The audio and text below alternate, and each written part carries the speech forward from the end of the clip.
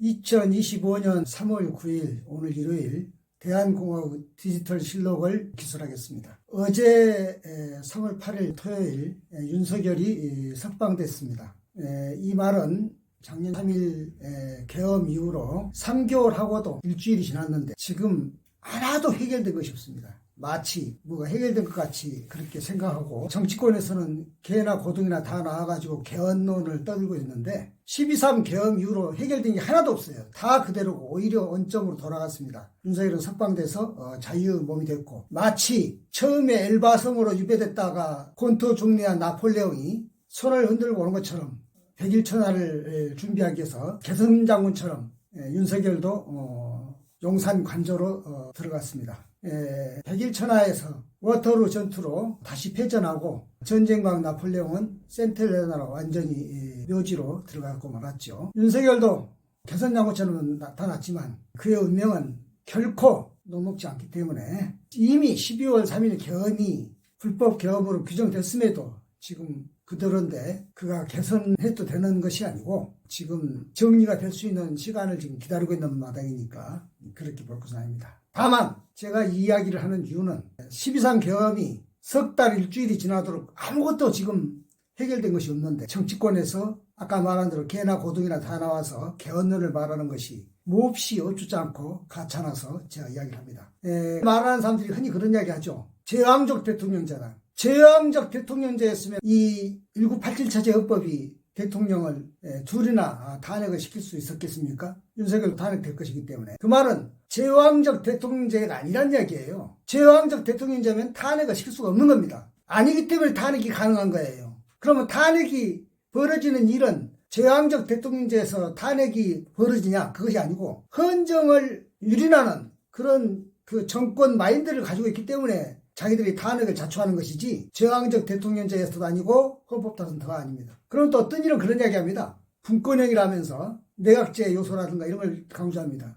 내각제적 요소를 우리 헌법이 가지고 있기 때문에 소위 말하는 줄탄핵도 가능한 것이었어요. 내각제적인 요소가 없다면 줄탄핵이 가능하지가 않아요. 그게 무슨 말이냐면은 이쪽으로 말하든 저쪽으로 말하든 우리 헌법은 내각제적인 요소도 있고 제왕적인 건 아니지만은 대통령 중심제적인 요소도 있고 그렇기 때문에 탄핵도 가능하고 국회가 또 줄탄핵을 할 수 있는 것입니다. 물론 대통령적인 요소가 있으니까 탄핵에 대한 거부권도 가능한 것이죠. 그렇기 때문에 그런 것을 핑계하지 말고 또 한 가지 5년 단임제냐 4년 중임제냐 4년 중임제면은 괜찮을 것 같은 그런 이야기를 슬슬 뿌리면서 개헌론을 말하는 사람들이 있습니다. 우리 헌법은 처음에는 4년 중임제였습니다. 그것을 꼭 독재자들은 3선 개헌으로 바꿨고 그 다음에 종신제로 바꿨어요. 이승만이가 그랬고 박정희가 그랬습니다. 이승만이 중임제를 다시 3선이면서 초대 대통령은 그 3선이고 그거를 무기로 하자. 그것이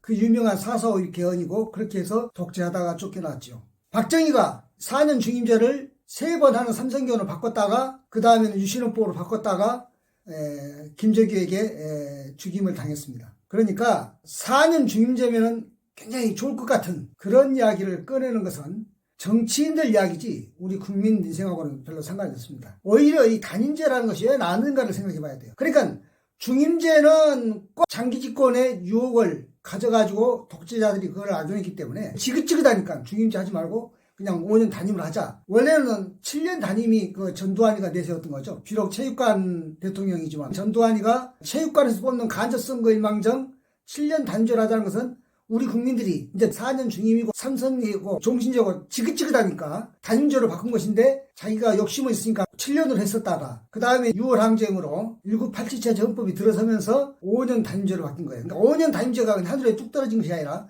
그런 역사적인 애환을 결과로 해서 나온 것입니다. 그러니까 5년 단임제가 나쁘지 않은데 그래도 꼭 4년 중임제로 해야 되겠다면은 그것이 지금 중요한 게 아니고 헌법은 지금 이번에 고칠 것이 너무 많으니까 왜냐하면은 고칠 것이 많은 것은 무슨 제왕적 대통령제여서도 아니고 내각제가 아니어서도 아니고 또는 5년 단임제가 나쁜 것도 아닌데 개헌을 해야 한다면은 지금 이런 식으로 아직 내란 종식도 끝나지 않았는데 뭐 개나 고등이나 나와서 한마디씩 거드는 것으로 마치 자기가 굉장히 정치적인 순수성을 가지고 하는 것처럼 그딴 식으로 개헌을 말하지 말고 우선 전문부터 곧 손댈 때가 너무 많아요. 그 다음에 시대가 바뀌었기 때문에 무려 40년이 다 됐기 때문에 특히 이제 AI 시대라든가 지금은 이제 그러니까 그것이 1987 체제 헌법이니까 그 뒤로 인터넷도 있고 얼마나 세상이 바뀌었어요. 그러니까 그런 것을 다 반영한 것으로 새로 만들어야 하기 때문에 이번 탄핵 끝나고 나면 2달 만에 새로운 정부가 들어서는데 지금 60일 사이에 이야기할 것은 아니고 새로운 정부가 들어온 다음에는 시간을 두고 연구를 해야 되는데 전문에 대해서 말씀드리겠습니다. 거기 지금 3.1절이 들어가 있고 현행 전문에 4.19가 들어가 있습니다. 5.18이 지금 안 들어가 있는데 5.18 내야 한다는 것은 사람들이 이제 많이 별 이견이 없는 것 같아요. 그것도 안 들어갔기 때문에 자꾸 강주 5.18에 무슨 북한군이 들어왔다는 그따위로도 하고 그러는데 헌법이 전문에 들어가면 그런 얘기는 아니죠. 하기야 헌법 전문에 4.19가 들어갔음에도 불구하고 이승만이 국분이 아니 공화국에서 국부가 왜 필요합니까? 공화국에서 국가의 아버지 국부가 왜 필요하죠? 왕국이 아니잖아요. 국부가 필요한 게 아니에요. 이승만이 망명했고 독재하다 망명했기 때문에 국부가 아니어서 국부가 필요한 것이라고 말하지 마세요.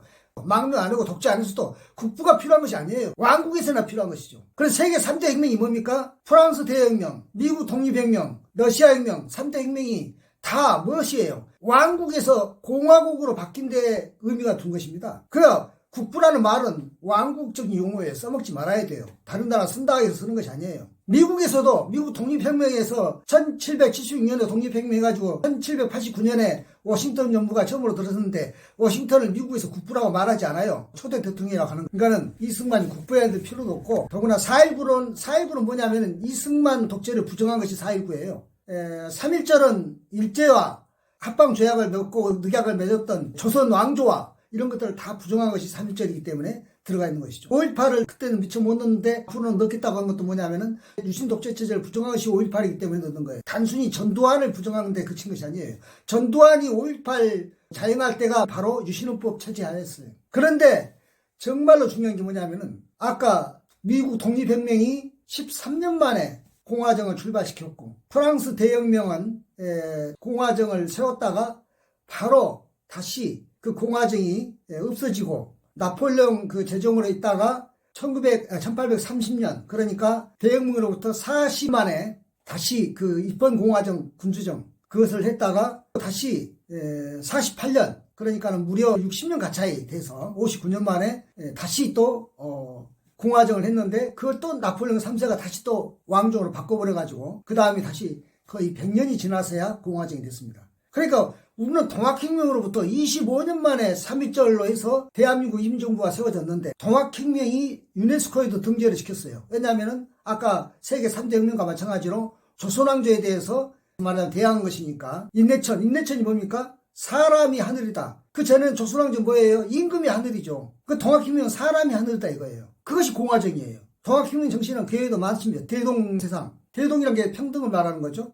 대동소이. 크게 같고 작게 다르다. 그러니까 작은 차이를 인정한다. 그게 뭐냐면 평등이죠. 평등이라니까 모두 다 똑같다고 공산주의시고 그런 것이 아니고 큰 틀에서는 같고 작은 소이, 작은 차이를 인정한다. 대동소이, 대동세상이다 이거죠. 그리고 억강부약. 강자는 약간 억제하고 약자는 부축하고 억강부약. 이런 것이 다 동학혁명이죠. 인내천. 사람이 곧 하늘이다. 임금이 하늘이 아니다. 그게 동학혁명이에요. 그것 때문에 25년 후에 1919년에 3.1혁명이 가능했던 거예요. 그렇기 때문에 동학혁명이 유네스코에 들어갔는데 동학혁명부터 시작한 25년 과정은 3.1절까지를 이어서 헌법 전문에 들어가야 그것이 명실공히 대한민국 헌법이 되는 것입니다. 대한민국은 어느 날 뚝 하늘에 떨어진 게 아니에요. 3.1절에 뚝 떨어진 게 아니에요.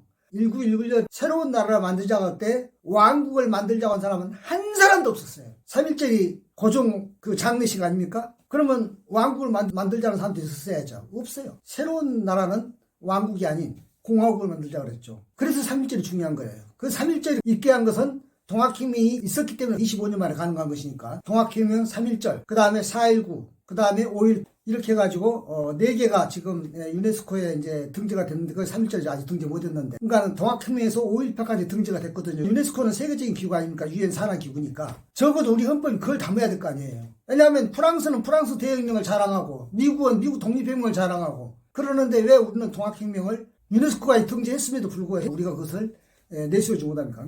새로운 헌법을 다 담아야 되는데 그런 것을 하려면 하루 이틀이 되겠어요? 지금 60일 나온 남은 기간 동안에 대선 기간에 개헌하자고요? 안 돼요, 시간이. 그러니까 그건 개헌 이야기는 하지도 말고 지금 내란 종식이 끝나고 나면 새 정부가 들어서고 나면 이 난상토론이란 말이 좋은 말이죠. 여러 가지 이야기를 다 끄집어내게 해서 아주 최적의 안을 시간이 좀 걸리더라도 하루아침에 뚝 따랐다 이거. 사실은 1987제 형법만 하더라도 5년 단임제, 직선제 두 가지 내놓고 서두른 점이 있었는데 그렇게 해서 보니까 몇 가지 이 문제가 좀 있었어요. 이렇게 그 탄핵으로 해서 정부 공백이 생기면 이때는 어떻게 할 것인가 그런 것이 잘 안 나와 있었는데 그런 것도 이제 앞으로 좀 정비해가지고 정확하게 아주 인지인수가 잘 될 수 있도록 그렇게 해놔야 돼요. 그러니까 이렇게 탄핵에 들어가면은 대부분 아무 준비도 않고 있다가 두 달 뒤에 선거하고 나는데 일단 탄핵이 돼서 파면이 됐으면은 그때로부터 두 달 동안 이 인수위원회, 새 정부 인수위원회를 구성을 해야 돼요. 그러니까는 지금까지는 새 정부가 들어와서 그때서 구성했잖아요. 그렇게 하는 게 아니라 이 전직 대통령을 파면함과 동시에 두 달 안에 새로운 정부를 뽑는 선거를 하는데 그 두 달 그러니까 파면함과 동시에